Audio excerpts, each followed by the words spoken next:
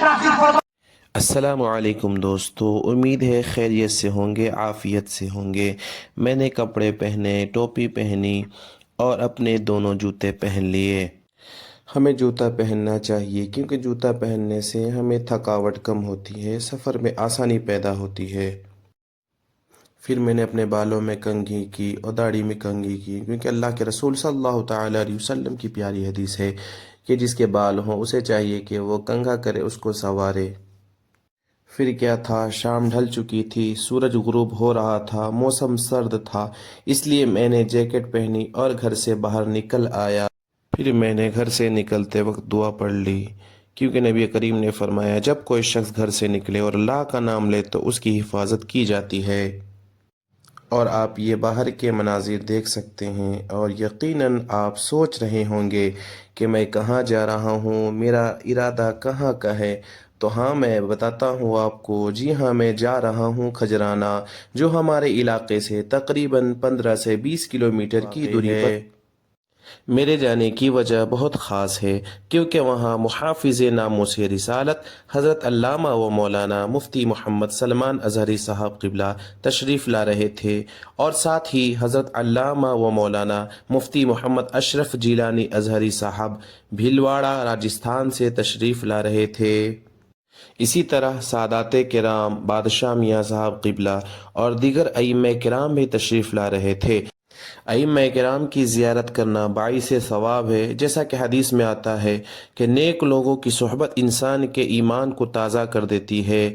Finally دوستو، میں رکشہ stand پر پہنچ جاتا ہوں۔ وہاں پہنچ کر کافی انتظار کے بعد ایک رکشہ والا ملتا ہے، پھر میں اس رکشے پر سوار ہو جاتا ہوں اور اپنی منزل کے لیے روانہ ہو جاتا ہوں۔ اسی نیت کے ساتھ میں سفر پر نکل چکا ہوں اور راستے کے خوبصورت مناظر آپ کو دکھاتا جا رہا ہوں۔ سوئے طیبہ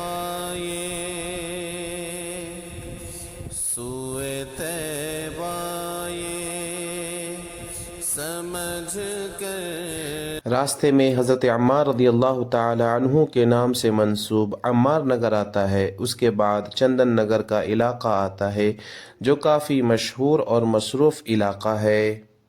یہاں ہر ضرورت کی چیز دستیاب ہے اور یہ ہمارے علاقے سے صرف 2 سے 3 کلومیٹر کی دوری پر ہے۔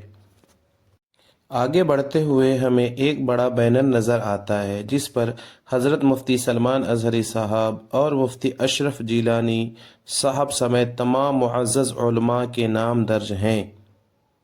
اس کے بعد آگے بڑھتے ہوئے ڈی مارٹ کی عمارت نظر آتی ہے، جہاں مناسب ریٹ میں راشن اور دیگر سامان مل جاتا ہے۔ ہمیں جب بھی ضرورت پڑتی ہے ہم یہاں سے خریداری کر لیتے ہیں۔ میرے دوستو، کچھ راستہ طے کرنے کے بعد آگے چلتے ہوئے ہم گنگوال علاقے میں داخل ہوتے ہیں۔ یہ شہر کا اہم حصہ ہے، یہاں بس اسٹینڈ بھی موجود ہے اور یہ جگہ پرمکھ منتری مشری لال گنگوال کے نام سے مشہور ہے۔ اور دوستو، آپ دیکھ سکتے ہیں راستے میں بس، کار، بائک کا رش نظر آتا ہے اور چلتے چلتے ہم پہنچ جاتے ہیں راجواڑہ۔ راجواڑہ پہنچنے کے بعد ہم اس سواری سے اتر جاتے ہیں اور اس بھائی کو ہم اس کا کرایہ دے دیتے ہیں اور آگے چلنے لگتے ہیں۔ آگے بڑھتے ہوئے ہمیں ایک گرودوارا نظر آتا ہے جو ہمارے سکھ بھائیوں کی عبادت گاہ ہے۔ ہمارا دین ہمیں یہ سکھاتا ہے کہ ہر مذہب کے ماننے والوں کا احترام کیا جائے اور ہر انسان کو اپنے مذہب کے مطابق زندگی گزارنے کا حق حاصل ہے۔ یہی اسلام کی خوبصورتی ہے۔ فائنلی دوستو، میں راجواڑہ میں انٹر کر چکا ہوں۔ راجواڑہ ایک تاریخی اور مشہور مقام ہے اور یہاں موجود راجواڑہ پیلیس آپ دیکھ سکتے ہیں، یہ بہت ہی خوبصورت عمارت ہے۔ آپ دیکھ سکتے ہیں کہ یہاں کافی بھیڑ ہے کیونکہ آج اتوار کا دن ہے اور آج چھٹی کا دن ہے، کیونکہ ہندوستان میں آج کے دن یعنی اتوار کے دن چھٹی رہتی ہے اور پورے ہندوستان میں آج چھٹی ہی ہے۔ آج تاریخ ہے 25 جنوری اور کل 26 جنوری ہے، جو ہندوستان میں یوم جمہوریہ کے طور پر منایا جاتا ہے۔ 26 جنوری وہ دن ہے جب ہندوستان میں آئین نافذ کیا گیا، یعنی سویدھان لاگو کیا گیا، اسی لیے یہ دن ہندوستان کے لیے بہت اہم مانا جاتا ہے۔ راجواڑہ سے ہمیں کھجرانہ کے لیے بس پکڑنی تھی، لیکن معلوم ہوا کہ آج کھجرانہ کی بس پہلے ہی جا چکی ہے۔ اس کی وجہ یہ تھی کہ کھجرانہ میں حضرت نہار شاہ ولی رحمۃ اللہ تعالی علیہ کا عرس تھا، جو اپنے دور کے عظیم اولیاء میں شمار کیے جاتے ہیں، اور اسی کے ساتھ حضرت مفتی سلمان اظہری صاحب کی تشریف آوری کی وجہ سے بھی آج وہاں غیر معمولی بھیڑ تھی۔